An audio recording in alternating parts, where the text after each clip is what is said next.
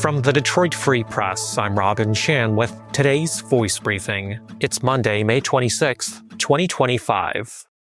I'm Frank Witzel with the Detroit Free Press. The phone number of Ashley Roberts, an Ypsilanti mom, is on the wall at Cedar Point, the popular Ohio amusement park, and dozens of strangers waiting in line for the Cedar Creek Mine Ride are now calling it. At first, the 37-year-old said she found the prank calls amusing, but by last Friday, the joke started getting a little old, and she took to social media to express herself in Cedar Point Nation, a Facebook group for Cedar Point enthusiasts. She posted a long note explaining what she was dealing with. Roberts also wondered whether she would have to, as the lyrics from a 1980s hit song, which back then unintentionally created a similar problem for folks nationwide, change her number. I'm trying to be a good sport about it, but my phone is blowing up with prank calls and texts, she wrote. I would ignore the unknown numbers, but I have a lot of important calls coming through, so I can't always do that. Then on Tuesday, Roberts told the Free Press through a social media chat she wasn't too keen on answering her phone, can you blame her? That she had answered about 20 prank calls before screening the rest. A Cedar Point spokesman said Wednesday he had not heard about the prank phone calls until the Free Press contacted him, but urged any guests with concerns to detail them online and the park would try to address them. Many in the Facebook group commented on the mom's post referring to Tommy Two-Tone's song 8675309 Jenny, which played on the radio and included the phone number that led curious listeners nationwide to call it.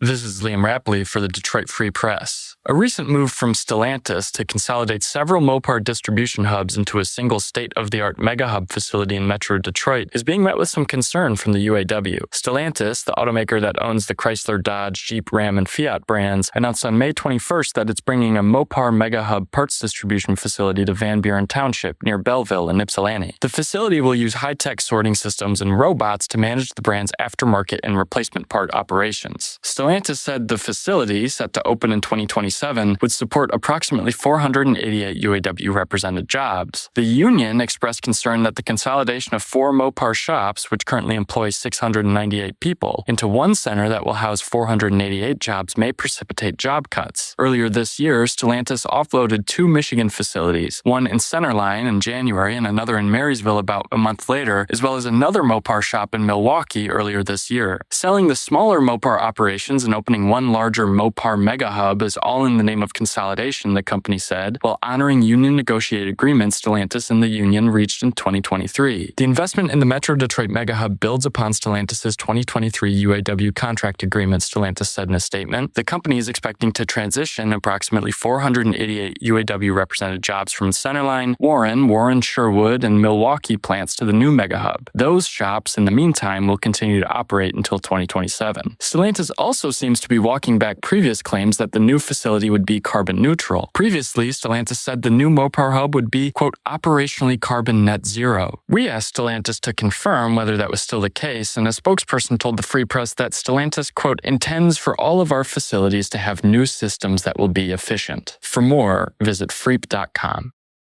This is Detroit Free Press auto critic Mark Phelan reporting.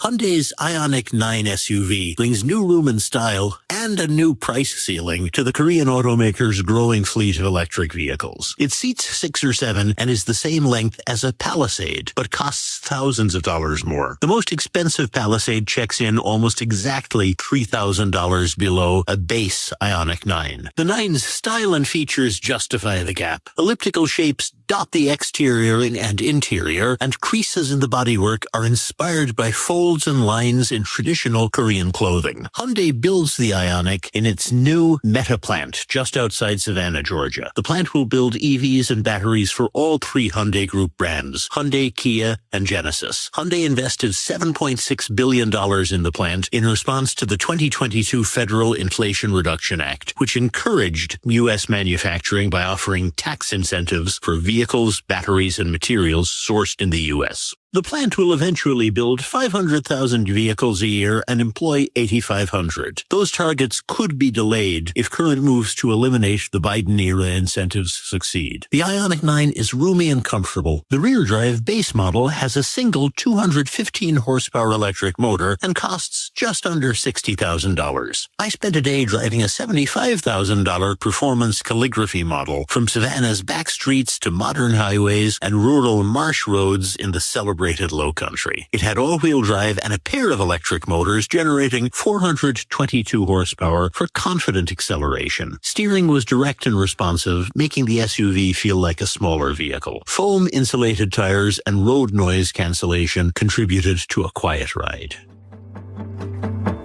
Find more from the Detroit Free Press on freep.com. That's FREEP.com. Thank you for listening, and you'll hear more from us tomorrow.